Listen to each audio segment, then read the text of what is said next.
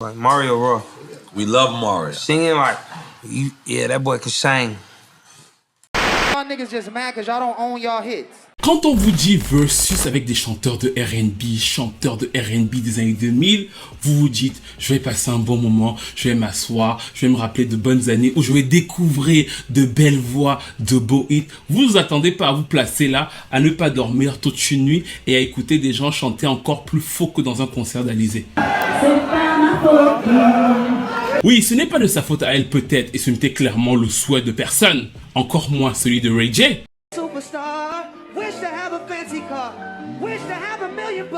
Ça a duré 4h30 et nos oreilles ont souffert, surtout nous qui avons passé la nuit à les voir. Le matin, j'avais l'impression d'avoir un peu la tête étoilée, même si je n'étais véritablement pas surpris par les résultats et par la cadence de ce qui s'est déroulé, parce que dans tout ce qu'on a vu, il y avait de la tension, de la revanche, au point où actuellement ça crée une nouvelle explosion dans la famille B2K. Oui, on assiste de nouveau au tout sauf Omarion, lui-même blessé dans son ego, blessé dans son amour de la pastèque, qui n'a pas résisté à attaquer ses anciens camarades qui le lui rendent bien. Mais pour revenir à la genèse de ce petit drama, il faut se souvenir que le versus, en réalité, c'est devenu une exposition de catalogue. Pour ceux qui, comme moi, avons connu les débuts du versus, c'était incroyablement violent. Les versus entre Sean Garrett et The Dream, ou encore Babyface et Teddy Riley, étaient incroyablement tendus et il n'y avait pas encore de structure. Depuis, il y a une structure s'est établie, et pour ceux qui ont encore vraiment besoin de bien comprendre, c'est 20 chansons pour un artiste contre 20 chansons pour un autre artiste. 20 hits urbains, dans le cas présent 20 hits R&B, ça veut dire que Omarion venait avec 20 chansons connues de son public R&B et Mario était censé venir avec 20 chansons connues de son public R&B. Dès qu'on a annoncé ce versus, il y en a un qui est parti favori parce qu'il était plus connu de la plupart des gens, c'était bien sûr Omarion. I don't need to be convinced to do anything. Okay. I do what I want to do. D'ailleurs, sur mes propres réseaux sociaux, et si vous ne me suivez pas, n'hésitez pas à me suivre sur Twitter ou sur Instagram, j'ai dû dire à plusieurs reprises à plusieurs personnes, non, arrêtez de sous-estimer Mario, il a un catalogue, et en plus, sachant que maintenant, il va y avoir le truc vocal, à savoir qu'ils vont pouvoir chanter sur leur chanson. Ce qui n'était pas le cas au début du versus. Au début du versus, tu venais, tu mettais play, ta chanson passait, et l'autre passait, il mettait play. Maintenant qu'il y a une sorte de stage, tu peux venir chanter, tu peux venir organiser une sorte de show, et ce truc, en plus du catalogue, pour moi, donnait un large avantage à Mario qu'il n'a pas manqué d'exposer.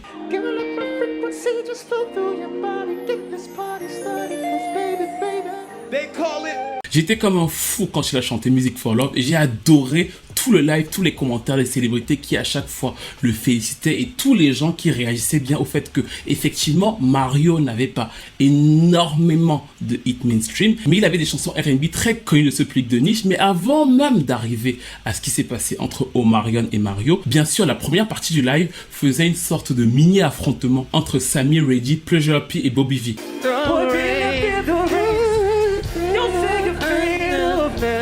Ça a été peut-être la partie la plus longue parce que vraiment ça a traîné en longueur, c'était hyper ghetto. Mais en fait le gars pour lequel j'ai eu le plus de peine c'est Sammy, parce que Sammy c'est vraiment un cas absolument exceptionnel, une carrière un peu à contre-courant. Son premier hit c'est quand il a 10 ans, il en a un second l'année d'après, mais tout au long de sa carrière il a plus jamais vraiment eu de petits hits R&B même, c'est-à-dire que vraiment il a eu un public de sous-niche depuis quelques années. Il a aujourd'hui plus de 30 ans, ça veut dire que l'essentiel, la majorité de sa carrière n'est pas vraiment au Sammy qui est le Sammy actuel, à savoir très très bon vocalement. C'est par rapport au petit garçon qu'il était et qui fut un phénomène au début des années 2000. Cette déconnexion là, cette espèce de dichotomie là fait que son attitude était vraiment très revancharde. Il voulait vraiment montrer à tout prix qu'il était bon dans le game.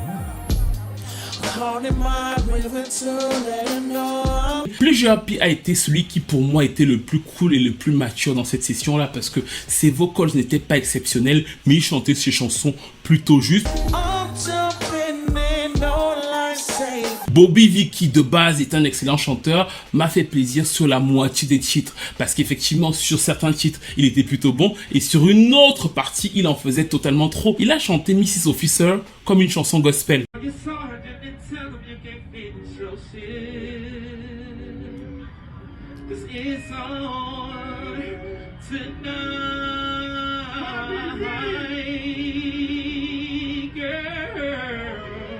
En fait, sur cette première partie, on sentait que les gars avaient faim, vraiment qu'ils avaient une sorte de rage, mais qu'ils ne savaient pas vraiment la canaliser et ça donnait un bordel total, sauf effectivement pour notre dernier participant qui est plutôt Reggie.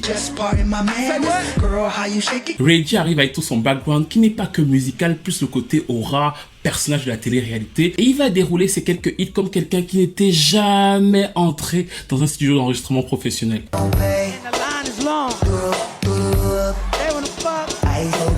Et le moment de Reggie était assez cocasse parce que autant les trois autres chanteurs étaient plus ou moins troublés parce qu'ils faisaient face à leur passé et qu'effectivement il fallait mater le public et donc ça donnait quelque chose de pas totalement contrôlé, autant lui faisait face quelque part à ce à quoi il a fait face toute sa vie en fait, à savoir que sa grande sœur, l'espèce de bible vocale très précise, malade des harmonies, malade de la précision, était là pour le soutenir et en plus comme elle le soutient, comme c'est son frère, elle filmait comme si elle filmait la résurrection d'Aretha Franklin quoi. Elle était à fond vraiment, je vais capturer chaque note et lui il continuait à être encore plus faux jusqu'au moment où il a porté sa fille.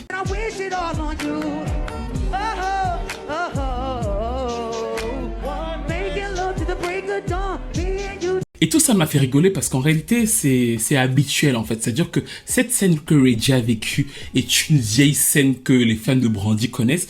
À savoir que moi, à la place de Reggie, et j'ai beaucoup de sympathie pour lui, je trouve qu'il a un très beau timbre, mais je n'aurais jamais fait carrière dans la musique. C'est-à-dire que j'aurais vraiment trouvé quelque chose d'autre dans le Charleston Man. Ça ne veut pas dire qu'il n'est pas bon chanteur, sauf qu'en vérité, moi, je n'ai jamais vu un bon live de One Wish. Je me rappelle d'un live où vous avez baissé la tonalité en 2005 et c'était déjà très difficile pour lui à l'époque. Mais pour moi, sa part de drame va au-delà de ça. C'est-à-dire que oui, il peut avoir des hits, oui, il n'est pas nul en soi. Je trouve qu'il a un très beau timbre. Mais alors, il a un immense problème de justesse. Et quand tu as un immense problème de justesse et que ta sœur est considérée comme l'espèce de bible vocale et que elle, franchement, c'est comme la chaîne d'Andromède dans les Chevaliers du Zodiaque. C'est-à-dire qu'elle lance la note doit parcourir et tout et ça touche le truc, pap! Ça, c'est sa sœur.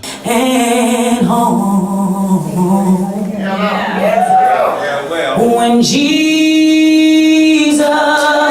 is...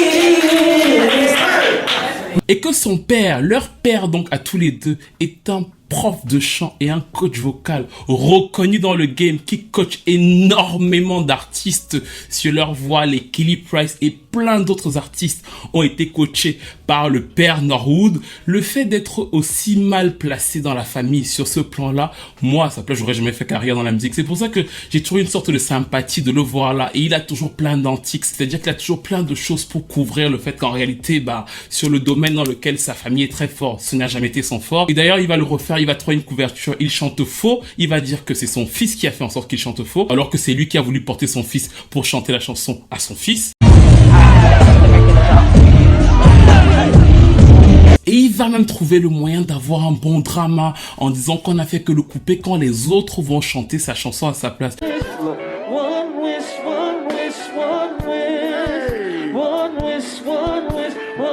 Alors que quelque part les autres l'avaient aidé, ils ont fait des harmonies dessus, mais il a eu le regard noir comme Nicole Scherzinger en mode « Mais comment vous osez me voler la vedette? Je dois mourir seul au combat comme un vrai. » Ce sont des réactions de petits garçons qui sont en réalité habituelles chez lui parce que cette espèce de sous-talent là qu'il a créé une dynamique familiale très particulière chez eux où tout le monde le couvre. Pour ceux qui ont déjà regardé leur télé-réalité. D'ailleurs, c'était très drôle en 2009-2010 où Brandy se plaignait beaucoup que sa mère préférait Brandy à Reggie. Mais en fait, c'est parce que tout le monde essaie de couvrir le fait qu'il a pas ce talent là et que lui-même dans tout ce qu'il fait dans sa vie, il couvre le fait qu'il n'y a pas le même niveau que les autres. En revanche, souvent quand il est avec sa sœur, il réussit à bien harmoniser derrière elle. Big boy in the morning. Big boy in the morning. Yeah. Big boy in the morning.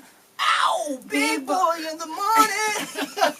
Et tout ça nous a donc mené au fameux grand combat de la soirée entre Omarion et Mario. Et en réalité, il prend ses sources un peu plus tôt dans 2 vidéos dont on a déjà parlé, les 2 premières vidéos sur les B2K et notamment la seconde. Vous vous rappelez qu'ils ont fait une tournée, le Millennium Tour, il y a environ 3 ans et dans cette tournée-là, il y avait plusieurs acteurs, plusieurs chanteurs de R&B de leur ère et de façon logique, à la fin de la tournée, c'était donc les B2K qui finissaient et parmi donc les premières parties, il y avait Mario, c'est-à-dire que Mario passait avant Omarion. Et Omarion est donc parti dans cette bataille en se disant, forcément, moi, je suis le roi des B2K, maintenant je me mets face à Mario, c'est sûr et certain que je vais gagner. Et je vous dis que sur la semaine, le buzz partait pour lui parce que la plupart des gens ne comprenaient pas la différence entre le fait d'avoir un bon catalogue R&B et en plus d'être un très très bon chanteur. Et je l'ai dit plusieurs fois dans ma story, je répète très souvent que Mario est le meilleur vocaliste de leur génération là, mais de loin. Ça ne fait d'ailleurs jamais plaisir aux fans de Chris Brown. Noah Lunty, si tu m'entends. Mais frère, le son, je le connais même pas. Personne ne connaît le son. Il n'y a que lui dans sa chambre qui a fait le remix. Qui le connaît ce son? Respecte mon gars, s'il te plaît. Et en fait, la défaite d'Omarion qui s'est vue tout le long du live vient de ce genre de remarques. C'est-à-dire qu'il ne s'est pas préparé. Il s'est dit, je vais venir et refaire mon même show que j'avais déjà fait il y a 3-4 ans. Comme forcément j'étais dans les B2K et qu'on a une certaine aura, je vais forcément détruire Mario. Et c'est exactement tout l'inverse qui s'est fait le long du live.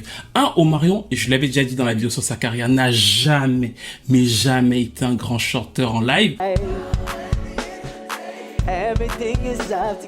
Mais en plus sur sa représentation scénique, il est bloqué en 2003. Si 2003 avait été une année éternelle, Omarion aurait une carrière éternelle. C'est-à-dire que tout son show, tous ses mouvements représentent vraiment cette ère-là totalement dépassée. Et en plus pour pouvoir couvrir le fait qu'il était à la ramasse sur le plan scénique et comme l'autre le brutalisait volontairement sur le plan vocal.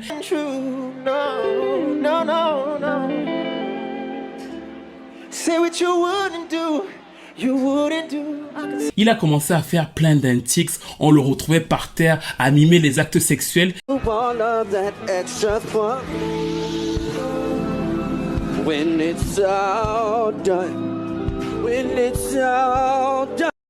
Et là, il voulait rappeler aux filles que je suis vraiment mignon, je suis vraiment cool. Les méthodes des dragueurs, des chanteurs de R&B de 2003. When it's all done. When it's all done, when it's all done. Ensuite, dans le même esprit, il a sorti la pastèque pour pouvoir mimer ce qu'il aurait fait à l'anatomie féminine. Il a fait venir son frère pour ça. Et c'était encore un moment hyper graveleux. Le tonton qui fait des blagues hyper sales à sa table, t'as pas envie de le regarder dans les yeux. Yes, I'll be there, yeah, yeah. Yes, I'll be there. Et face à ça, Mario faisait le job, voire un peu trop le job. Parce que c'est effectivement là qu'on commence à comprendre que l'ambiance se tend. Mario vous donne les vocals for day, il exagère les runs, il exagère les riffs. Les filles disent que mais en fait l'autre là, qu'est-ce qu'il fait?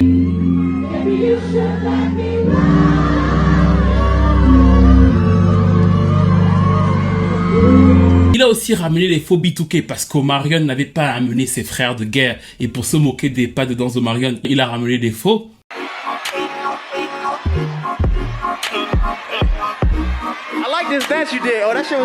Et c'est à partir de ce moment-là qu'on va voir que leurs échanges vont devenir de plus en plus tendus et même réels en fait. C'est-à-dire qu'ils vont commencer à s'envoyer des pics de plus en plus profondes, de plus en plus pinçantes. Et je vais d'ailleurs tout de suite vous dire ce que je pense. Moi, je pense qu'en réalité, et c'est en lien avec ce qu'on a déjà vu dans les 2 premières vidéos sur B2K et celle sur Omarion en fait. Omarion a un peu ce côté où il pense qu'il est quelqu'un. Et je pense que dans la fameuse tournée de B2K, il a quasiment dû tous les castrer ou alors leur faire savoir qu'il leur était supérieur. D'ailleurs, à un moment, il lui dit « Tu n'as pas été invité dans la nouvelle tournée que j'ai faite » et Mario lui répond que je n'avais pas envie d'y être. You listening? Ladies. Come on. What it say? Sing it loud. It's saying somebody gotta save him. Saying I can. On a aussi le moment où Omarion met Why I Love You de B2K Et Mario lui dit, pourquoi tu n'as pas ramené les autres? Il dit que je n'avais pas besoin d'eux, je peux faire tout seul. Ce n'est que ma voix sur les chansons. Et il lui rappelle, pour ceux qui sont malins, on avait déjà parlé dans la première vidéo sur les B2K, que ce n'est pas vrai en fait. En lead vocal sur plusieurs des titres du premier album de B2K, on a pris Omarion pour la similitude avec Cisco, mais il y a Steven Russell qui chante énormément et qui le soutient sur les leads. Et il lui dit clairement, non, ce n'est même pas toi sur ces chansons-là. It's all me, so No, that's it's my actually, bad. wait, It's my wait. bad. No, wait. Thank you, sir. Oh. Listen, Now bro. you know that's Lil Steve vocals. Listen. Stop playing. Shout out to Lil Steve. Yeah. Come on, my nigga. Yo. What the fuck is you got going on, bro? Et effectivement, quand vous écoutez les démos qu'il avait vendues au B2K, on a gardé énormément sa voix parce que Omarion ne devait pas avoir cette maturité, qu'il n'a d'ailleurs jamais eu au vocal pour pouvoir pousser ce genre de chansons. Et sur le coup, devant toute la planète du R&B, il lui dit, toi qui passes ton temps à te vanter que B2K c'est toi, rappelle-toi que nous on sait tous dans le game que en réalité ce premier album ce n'est même pas toi. Hey, where was you speaking? I'm just curious. Who you speaking to? I'm a speed into the future. Will I meet you there? Maybe. Nah, you not gonna I don't where know. the fuck you going, nigga? Y'all niggas was eating I don't know. watermelons. I don't ain't know. going there, nigga. Y'all crazy. C'est-à-dire que tout au long du truc, on voit comment Omarion perd de son assurance parce qu'il se fait lamier devant tout le monde, qu'il a de plus en plus des réactions épidermiques, que l'autre l'attendait sur ce terrain-là. Donc il répond aussi de façon très brutale. Il ne se cache pas de l'humilier. Au moment où effectivement Jeremiah, que Omarion a fait venir, monte sur scène, il chante totalement faux. Ce qui m'a surpris de sa part, on va essayer de mettre ça sur le Covid, mais c'était d'une fausseté incroyable. Stop.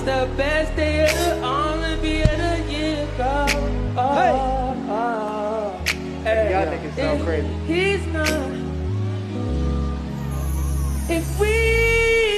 Bah en fait, Mario va monter sur scène et il ne va pas tacler que Jeremiah, il va tacler Omarion et Jeremiah. Don't bring no more artists out here singing off Stop key and it. shit, man.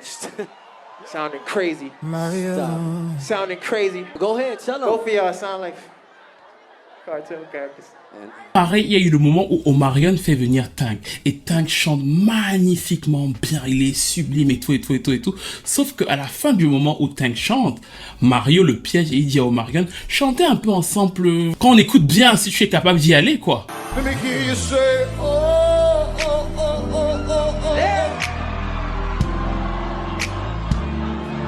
let me hear you scream.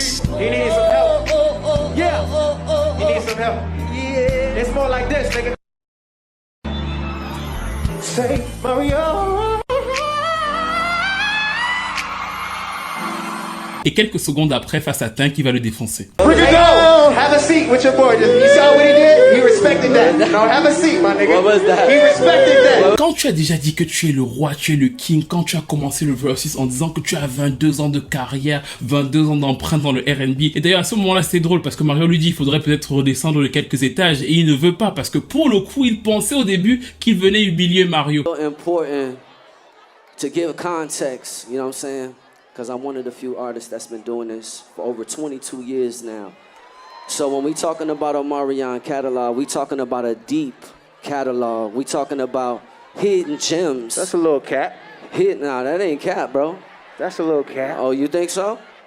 You about Go to ahead. start struggling real soon. Alors bien sûr Mario a dû prendre du plaisir à chanter ses hits, à faire plaisir à ses fans. Et pour moi, bon, il est très très très bon vocalement. Donc en fait c'était une promenade de santé pour lui. Mais je pense que le truc appuyé sur le fait de rappeler à Omarion qu'il faudrait revenir à une sorte d'humilité était pensé et voulu et que ça avait un lien direct avec la manière dont ils avaient été traités lors de la fameuse tournée Comeback des B2K. La preuve en est que quand le versus s'est terminé, Omarion a fait un message qui montrait à quel point le gars avait le seum. I'ma let it ride.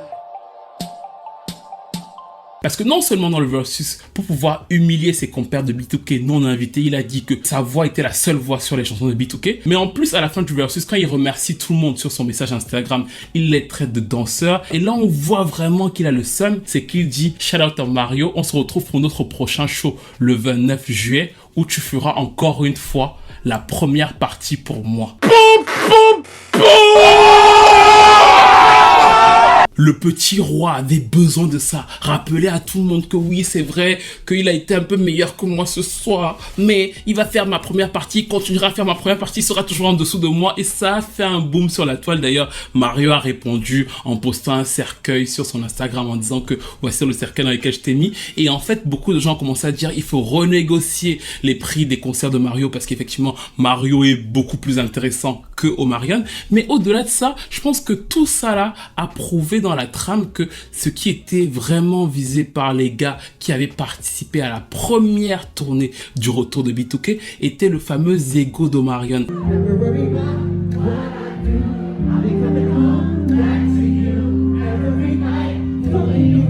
Et justement, les anciens membres de B2K, J-Boog et Razby, ont confirmé ça parce que J-Boog a posté une série de messages que je vous conseille de lire. C'est hyper long, mais c'est super intéressant parce que justement, il revient sur l'histoire des B2K. Il rappelle à Omarion que sur le premier album de B2K, ce n'est pas toi qui chante parce que vocalement, le label ne voulait même pas que ce soit toi parce que l'argument, c'était Cisco, mais de l'autre côté, il n'y avait pas assez de force. Donc du coup, on a dû faire blinder les démos pour avoir l'album qu'on a eu. Sur le second album, effectivement, on a pu chanter. Mais tu n'as jamais été l'unique pièce, comme tu veux bien le faire croire, de B2K.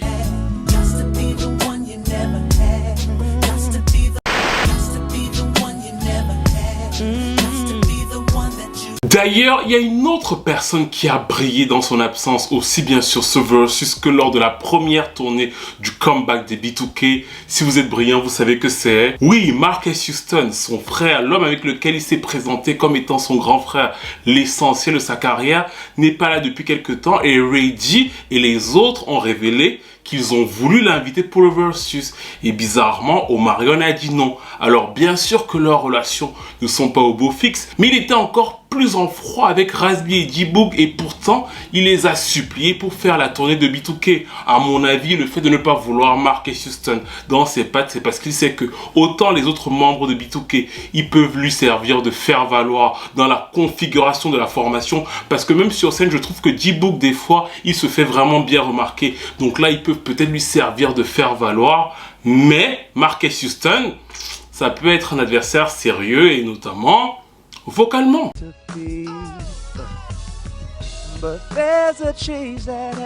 Et bien sûr, tout ça revient sur l'histoire de trahison du départ et le fait qu'en 2018, quand ils ont fait la fameuse tournée de retour, il explique qu'Omarion était au bord de la ruine. Omarion les recontacte pour faire la tournée et quand la tournée finit par cartonner, il les jette et il refait une tournée seul sur le même principe. Cette fameuse tournée où il se retrouve seul en tête d'affiche, Omarion Bow-Wow. Hormis les moments très gênants de Reggie et de Samy et ce genre de personnes, franchement, moi, j'ai bien aimé le versus sur ce qu'il a transmis, en fait. C'était utile pour moi de rappeler à Omarion qu'effectivement, il a une carrière, il n'y a pas de souci, il a des hits par-ci, par-là, mais il n'est absolument la Beyoncé de personne. Et c'est ce qui lui a été montré et qui était très dur pour lui parce que toute sa vie, et d'ailleurs, je crois que c'est Lil Fizz qui lui a dit que Chris Brown a volé ta carrière, tu n'en as même pas, parce qu'effectivement, quand on en a parlé dans la vidéo sur sa carrière, au moment où il faut le lancer, le fait que Chris Brown arrive va lui voler quelque chose, mais en fait même, si vous y pensez bien, Chris Brown, malgré tout, réussit à se moderniser. Omarion reste quand même dans une formule même scénique en fait. Regardez la scénographie qu'il vous a apportée, on était vraiment dans toujours du B2K. Il change peut-être les danseurs, les têtes derrière, mais il est toujours dans une matrice, même dans sa manière de se comporter, de chanteur très bloqué dans une ère. Alors justement, comme il avait la très B2K, il a pensé pendant très longtemps que ça faisait de lui le master de cette ère-là. Et c'était bien malgré tout que Mario le ramène à plus d'humilité. Et pour Mario lui-même que beaucoup de gens se rendent compte de quel vocaliste incroyablement précis il est en fait. Build up my confidence the next time you come my way. Franchement, pour moi, c'est une chance de l'avoir. Je dis toujours que le gars, des fois, je l'écoute, je me dis putain de merde, quoi. C'est vrai que dans la vie, on n'a pas tout. Parce que quand tu as ce genre de talent et que tu n'as pas la carrière, moi, à sa place, pour le coup, je l'aurais très mal vécu. Et j'ai beaucoup aimé le message de Nio qui a dit, moi, Nio, face à Mario, je ne chante pas. On ne chante pas face à Mario. I'm not trying to touch Mario with them vocals. Yeah. Me as me, and I'm me. I'm not trying to sing against that dude. Et on ne danse pas face à Chris Brown, ça laisse peut-être encore moins de place à Omarion. You don't sing against Mario, you don't dance against Chris. Mais on arrive donc à la fin de cette petite vidéo qui était une sorte de récap sur tout ce qui s'est passé dans ce versus là. Brandy a fait une petite blague à son frère en lui disant c'est parce que tu n'as pas bu le thé que papa et moi on t'avait préparé, ce genre de choses. Mais qu'avez-vous pensé de cette cérémonie? Est-ce que vous avez aimé? Est-ce que vous n'avez pas aimé? Est-ce que vous avez trouvé le niveau trop bas? L'attitude de Marion, l'attitude de Mario, est-ce que vous avez trouvé Mario aussi un peu arrogant parce que il y avait un côté aussi où je me venge, je me remets sur scène? Est-ce que ça vous a déplu? Est-ce que ça vous a plu? Lequel de ces artistes cités avez-vous le plus envie de suivre au bout de ces 4h30 de live? Qui a gagné le versus? Qui l'a perdu? Que pensez-vous de l'attitude d'Omarion face aux autres artistes R&B et aux autres membres de B2K? N'hésitez pas à me le dire dans les commentaires. N'hésitez pas à liker, à commenter, à vous abonner à la chaîne. Et je vous retrouve très vite pour une nouvelle vidéo.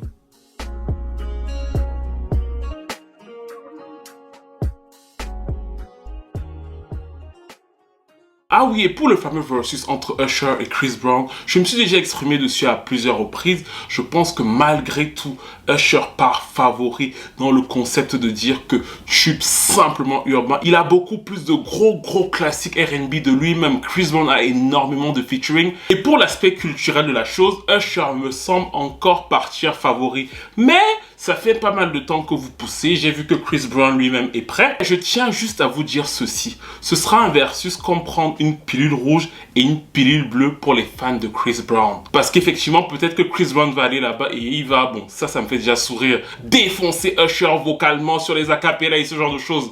Et je pense que toute personne qui a déjà entendu Chris Brown chanter en live sait que ça ne va pas arriver. Usher est largement plus précis que lui vocalement.